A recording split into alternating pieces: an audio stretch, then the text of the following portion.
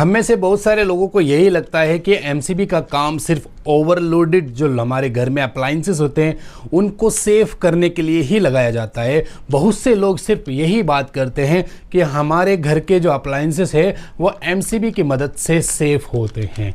क्या ये रियलिटी है? क्या आप भी इसको सच मानते हैं? आज मैं आपको इसका खुलासा करने वाला हूँ। एमसीबी हमारे लोड को सेव करती है या हमारे घर में कुछ चीज़ लगी हुई है उसको ज़्यादा इंपॉर्टेंस देती है?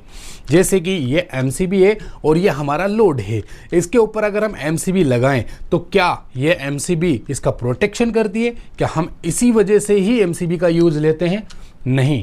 इलेक्ट्रिशियन की भाषा में अगर देखा जाए तो ये ओवरलोड और शॉर्ट सर्किट सिर्फ हमारे अप्लायंसेस के लिए नहीं होता। इसके अंदर जो लिखा हुआ होता है ना, ओवरलोड और शॉर्ट सर्किट, ये इसके लिए नहीं होता, आपके घर के अप्लायंसेस के लिए नहीं होता। तो फिर किसके लिए होता है? आइए शॉर्ट लैंग्वेज में ही समझ लेते हैं कि ये एमसीबी किसके लिए होता है। लोड के लिए होता है या फिर किसी चीज़ के लिए होता है?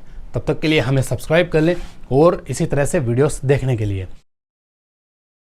तो आइए समझते हैं कि एमसीबी आखिर किस चीज़ को प्रोटेक्ट करती है। पहले ये समझ लेते हैं कि हमारा जो ये बल्ब है ये कितने वोल्ट का है। मान के लीजिए 100 वोल्ट का है और ये हमारी एमसीबी भी 100 वोल्ट की है। ओके, अब इसके ऊपर अगर आप एमसीबी लगाएं तो 100 वोल्ट के हिसाब से देखें तो ये ट्रिप नहीं होगी। Example, okay. अब यहाँ पर समझिए, यही बल्ब 100 वोल्ट का है तो ये 200 वोल्ट तो बन नहीं सकता। तो अब यहाँ पे आप समझिए कि ये वाला बल्ब 200 वोल्ट नहीं बन सकता, तो इसका मतलब इसके ऊपर ओवरलोड का कंडीशन है ही नहीं। तो ये एमसीबी क्यों बना? फिर इसके ऊपर क्यों लगाएं हम जब ये ओवरलोड खुद से होता ही नहीं है? चलो ये समझ गए। अब बल्ब में कहीं शॉर्ट सर्किट हुआ यहाँ पर, ठीक है, तो बल्ब के अंदर तो नहीं हुआ ना शॉर्ट सर्किट, या इसका कोई प्रोटेक्शन वाली चीज़ तोड़ी हुई है जो शॉर्ट सर्किट हो जाएगी। तो यहाँ तार वगैरह ही भिड़ते हैं ना, तार वगैरह भिड़ने से ही शॉर्ट सर्किट होता है, तो उसी वजह से ही ये ट्रिप करता है। तो इसमें अप्लायंसेस का रोल कहाँ है? अप्लायंसेस ओवरलोड होता है क्या? नहीं होता। आपके घर में जो फ्रीजर लगा हुआ है, पानी की मोटर लगी हुई है, वो क्या ओवरलोड होती है? वो ज़्यादा ओवरलोड नहीं होती। देखो, पानी की मोटर का क्या काम होता है, जब पानी की मोटर स्टार्ट होती है तो स्टार्टिंग पॉइंट में उसका जो एम्पियर होता है वो थोड़ा ज़्यादा होता है, ऑब्वियसली माना जाता है। बट एमसीबी ट्रिप नहीं होता उस स्टार्टिंग पॉइंट से। क्यों? क्योंकि ये सी टाइप का होता है, बी टाइप के अंदर से वो ट्रिप कर जाती है, बट सी टाइप की एमसीबी बनी हुई है इस वजह से कि ओवरलोड मोटर एकदम से स्टार्ट होती है ना, जिस समय ज़्यादा एम्पियर लेती है, तो उस कंडीशन में एमसीबी ट्रिप नहीं होती, फिर भी मोटर स्टार्ट हो जाती है। तो मोटर के केस में देखा जाए तो स्टार्टिंग पॉइंट थोड़ा एक कुछ सेकंड के लिए एक एक्स्ट्रा इलेक्ट्रिसिटी कंज्यूम करता है, फिर स्टार्ट होता है, जैसे एयर कंडीशनर वगैरह हुआ। समझ गए? अब तो मतलब हमारे जो इलेक्ट्रिक प्रोडक्ट्स होते हैं, जो हमारे अप्लायंसेस होते हैं, वो खुद से ज़्यादा पावर ले ही नहीं सकते मोटर के अलावा, और मोटर भी जाम हो तब लेती है, इसके अलावा नहीं लेती है। तो मोटर अगर जाम भी हो जाए तो वो एमसीबी मोटर को बचाने के लिए नहीं लगती, वो किसी और चीज़ को बचा रही होती है उस समय। और वो क्या चीज़ है अभी मैं आपको अच्छे तरीके से समझाता हूँ। जैसे कि आपके घर में फ्रीज़र है, वो फ्रीज़र करीब 100 वोल्ट का है और इन्वर्टर टेक्नोलॉजी वाला है। तो इन्वर्टर टेक्नोलॉजी वाले के अंदर तो पीसीबी होता है। पीसीबी होता है तो वो पीसीबी खुद ही शॉर्ट सर्किट ओवरलोड को पहचानता है अपने अंदर ही, और वो खुद से ही ट्रिप हो जाता है, उसको भी एमसीबी की ज़रूरत नहीं। तो फिर अप्लायंसेस के अंदर हम एमसीबी का उपयोग नहीं करते हैं, तो फिर किसके लिए करते हैं भाई? आमिर भाई समझाइए हमें कि आखिर इसका इस्तेमाल किस मेन पार्ट के लिए होता है। चलिए, एमसीबी का काम सबसे मेन पार्ट होता है आपकी वायरिंग को सेव करना। 100% आपके घर के अंदर जो लाखों रुपए की वायरिंग लगी हुई थी उसको सेव करने के लिए एमसीबी लगाया जाता है। तभी तो एमसीबी कहाँ पे उपयोग लिया जाता है? मेन डिस्ट्रीब्यूशन बोर्ड के अंदर। क्यों? क्योंकि मेन डिस्ट्रीब्यूशन बोर्ड के अंदर ये एमसीबी लगा होता है और वहीं पर आउटपुट होते हुए ये वायर जाता है कुछ इस प्रकार से। इसका एक मुंह यहाँ पर होता है मेन जगह, ठीक है, और दूसरे मुंह पर यहाँ लोड दे दिया जाता है, ठीक है। अब जैसे ही इस वायर के अंदर लोड पड़ता है, अब आपको पता है कमरे तक जब सर्किट जाता है तो सर्किट जाने के बाद सिर्फ एक बल्ब थोड़ी चलाएंगे ना। मैंने पहले भी कहा था एक बल्ब से कोई ओवरलोड होता नहीं है, तो हम 3 या 5 या 10 बल्ब इसके अंदर ऐड करते हैं, इसी वायर के अंदर, राउंड के अंदर, ठीक है। इसी सर्किट में 10 बल्ब ऐड करते हैं। फिर वो 10 बल्ब ऐड करते हैं तो हमारा ये जो तार है अपने अनुसार सबसे ज़्यादा एम्पेयर लेने लग जाता है। मान के चलिए ये 1 mm का वायर है। अब 1 mm के वायर के ऊपर औसतन 6 एम्पियर का लोड दे सकते हैं। अगर कंड्यूट पाइप के अंदर है 6 एम्पियर का लोड दे सकते हैं, ठीक है। तो 6 एम्पियर का अगर हम लोड उसके ऊपर दे रहे हैं तो ये जो बल्ब है ये चालू होंगे तो 6 एम्पियर का लोड हमारे वायर के अंदर जाएगा और यहाँ पर लगा हुआ है 10 एम्पियर का MCB। अब 6 एम्पियर का लोड ये वायर सहन कर सकता है बिना मेल्ट किए। कंपनी का वायर एकदम क्वालिटी का होना चाहिए, ये मैं पहले बता देता हूँ। 6 एम्पियर के अंदर ये 1 mm का वायर मेल्ट नहीं होता, बहुत ही अच्छे तरीके से वर्क करता है। अब वहीं पर 6 एम्पियर से ज़्यादा लोड हो गया, जैसे 8 से 10 एम्पियर डायरेक्टली पहुंच गया इस 1 mm वायर के अंदर। यहाँ पे लगा हुआ है 10 एम्पियर का MCB। तो अगर यहाँ पर 10 एम्पियर का लोड या 12 एम्पियर का लोड इस तार के अंदर चला गया, फिर इसका मेल्टिंग पॉइंट स्टार्ट हो जाता है, ज़्यादा हीट होने लग जाता है, कवर हल्का हल्का पिघलने लग जाता है। उससे पहले हमारा MCB 10 एम्पियर का MCB ट्रिप कर जाता है। अब ये ट्रिप कर जाता है तो हमारी जो वायरिंग है वह सेफ हो गई। तो मैटर ये नहीं है कि आपका जो बल्ब है ये ओवरलोड होता है, मैटर ये है कि आप इस वायरिंग के ऊपर कितना ओवरलोड कर रहे हो। यानी अगर 1 mm वायर के ऊपर हम 10 एम्पियर का लोड दे रहे हैं और हमारे वायर की क्षमता 6 एम्पियर की है तो आप इसके ऊपर 6 एम्पियर की MCB ही लगाएं ताकि ये ट्रिप हो जाए। जैसे ही 6 एम्पियर से ऊपर लोड चला जाए तो ट्रिप हो जाए, ये होता है रीज़न। हमारा जो वायर है इसको बचाने के लिए MCB का उपयोग लिया जाता है। अब अगर अप्लाइंसेस को बचाने के लिए MCB का उपयोग लिया जाता तो MCB सीधा रूम के अंदर इंस्टॉल किया जाता, सीधा रूम के अंदर सेटअप कर दिया जाता। समझ रहे हो? हमारी जो सर्किट लाइन आती है ना MCB बॉक्स से लेकर सीधा कमरे तक, तो वो बहुत सारी होती है, उसको सेव करने के लिए MCB होती है। कमरे के अंदर आप अलग से MCB लगा सकते हैं, जैसे पर्टिकुलर एक रूम को बंद चालू करने के लिए। बाकी जो सर्किट लाइन है इसके लिए अलग MCB होना ही चाहिए, क्योंकि यहाँ पर जब आप करंट डालोगे, ठीक है, तो पूरा वायर ये राउंड है, यहाँ से ये आउटपुट होता है और इधर हम लोड लगाते हैं। समझ गए? तो इधर जब हम लोड लगाएंगे तो हीट होगा, 1 mm का वायर तो हीट ही होगा ना।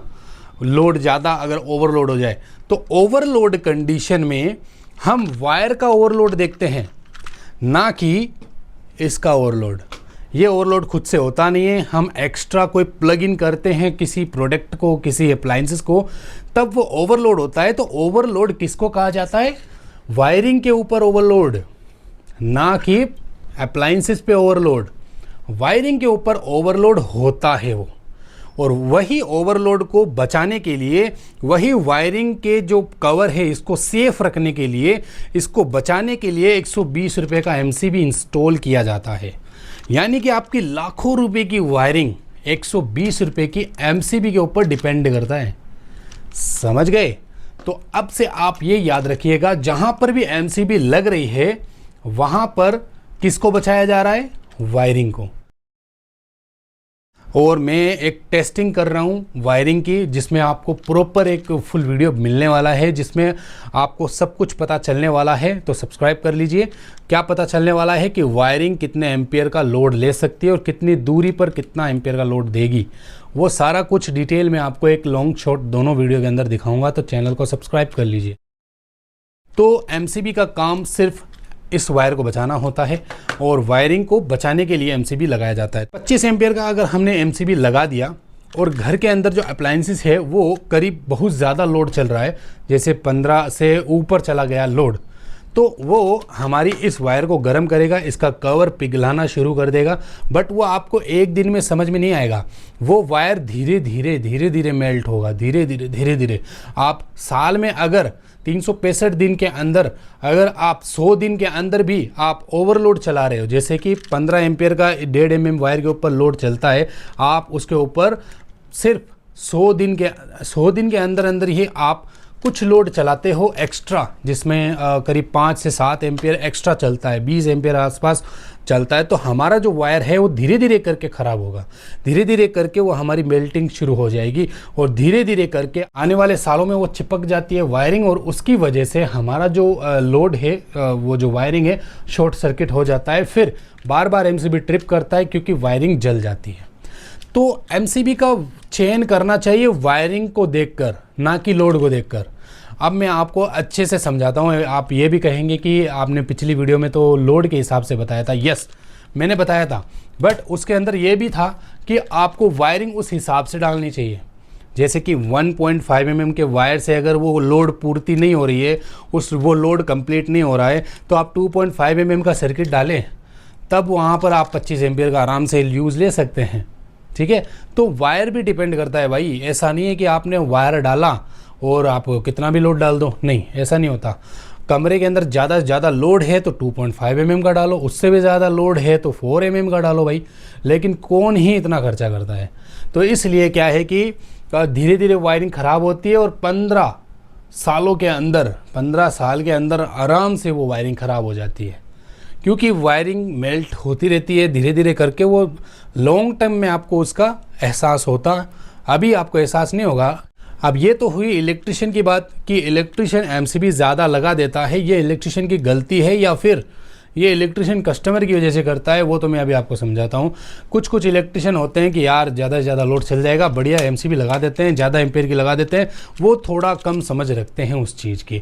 तो मैं चाहता हूँ कि मेरे इलेक्ट्रिशियन भाइयों, आपको हर चीज़ की समझ रखनी चाहिए। वायरिंग लाखों रुपये की होती है, उसको संभालने के लिए अच्छा एमसीबी का उपयोग करें, तभी तो लोकल एमसीबी का उपयोग लेते हैं बहुत सारे लोग, ओरिजिनल क्वालिटी का एमसीबी उपयोग लें। ओके, अब यहाँ पर मैं बताता हूँ कस्टमर की क्या कहानी होती है। हम 1.5 mm का लाइन डाल देते हैं। अब 1.5 mm की लाइन के अंदर जितना भी लोड चलता है घर के अंदर वो चलता है। अब वो ट्रिप कर जाती है तो कस्टमर को ये लगता है कि हमारे घर की लाइन फॉल्ट है, हमारे घर की लाइन बेकार है, आपने बिजली फिटिंग की है अभी नहीं की नहीं हो रही है, एमसीबी ट्रिप कर रही है। बट उनको ये मालूम नहीं होता कि भाई एमसीबी ट्रिप होना मतलब अच्छी बात है, एमसीबी ट्रिप हो रही है इसका मतलब आपकी वायरिंग एकदम सही है, वो ख़राब नहीं है एमसीबी। बहुत सारे कस्टमर ऐसे सोचते हैं, तो मैं उनको भी कहना चाहूँगा कि एमसीबी ट्रिप होना फॉल्ट की निशानी नहीं, ख़राब की निशानी नहीं, एमसीबी ट्रिप होना अच्छाई की निशानी है, सही है। क्योंकि आप जो लोड चला रहे हैं वो लोड लिमिटेशन रहेगा हमेशा के लिए, आपका बिजली का बिल भी तो बचेगा। इस तरीके से आप हमेशा लोड को मेंटेन लेकर के चलोगे और उस वायर के ऊपर ज़्यादा से ज़्यादा लोड नहीं दोगे। अभी मैंने जितने भी अपने घर में वायरिंग की है वो 2.5 mm के सर्किट के साथ में की है, तभी तो मैं नॉर्मल सॉकेट के अंदर भी हीटर वीटर चला लेता हूँ, क्योंकि मुझे पता है कि मैंने 2.5 mm का सर्किट लाइन दिया है, तो इस वजह से ये होता है। तो उम्मीद है आपको ये हमारा वीडियो अच्छा लगा होगा। अच्छा लगा है तो हमसे जुड़े रहें। याद रखिए एमसीबी वायरिंग को सेव करने के लिए होती है, ना कि लोड को सेव करने के लिए। ओके, लोड जब वायरिंग के ऊपर बढ़ता है तो वायरिंग को बचाने के लिए एमसीबी काम करती है, ना कि डायरेक्ट लोड को बचाने के लिए। एमसीबी वायरिंग को बचाने के लिए काम करती है, लोड को बचाने के लिए काम नहीं करती। लोड तो खुद के अंदर ही समा जाता है, लोड खुद को ही ख़त्म कर देता है, वो तो अपने आप ही ख़त्म हो जाता है। अगर आप मान लीजिए लोड 100 वाट का ये बल्ब है, 200 वाट चलाओगे, 200 वाट हाई वोल्टेज इसके ऊपर दोगे तो क्या ये ट्रिप करेगा? नहीं करेगा ना, तो ये खुद का खुद जल जाएगा। या फिर हमारी जो फ्रीजर वगैरह इन्वर्टर टेक्नोलॉजी वाले सिस्टम्स होते हैं वो जलते इसी वजह से, वो खुद के अंदर ही समा जाते हैं, उनके अंदर ही। जैसे मैं सर्किट दिखाता हूँ, ये है सर्किट, ये रेफ्रिजरेटर का सर्किट। हम मान लीजिए ये सर्किट ख़राब हो गया, इसका एमओवी उड़ गया, तो ये खुद एमसीबी की तरह काम कर रहा है। यहाँ पर जो इसके अंदर ये फ्यूज़ लगा हो ये भी एमसीबी की तरह काम कर रहा है, इसके खुद के अंदर का पार्ट है ये, ठीक है। तो ये खुद को बचाने के लिए सब कुछ सेटअप किया है इसके अंदर। तो अब हम क्या करेंगे, तो हमें वायरिंग बचाने के लिए ये इसका उपयोग लेना पड़ता है एमसीबी का, वायरिंग बचाने के लिए।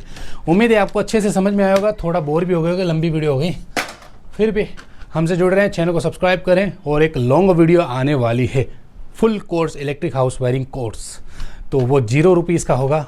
जाके ज़रूर उस वीडियो को देखिएगा। Bye bye.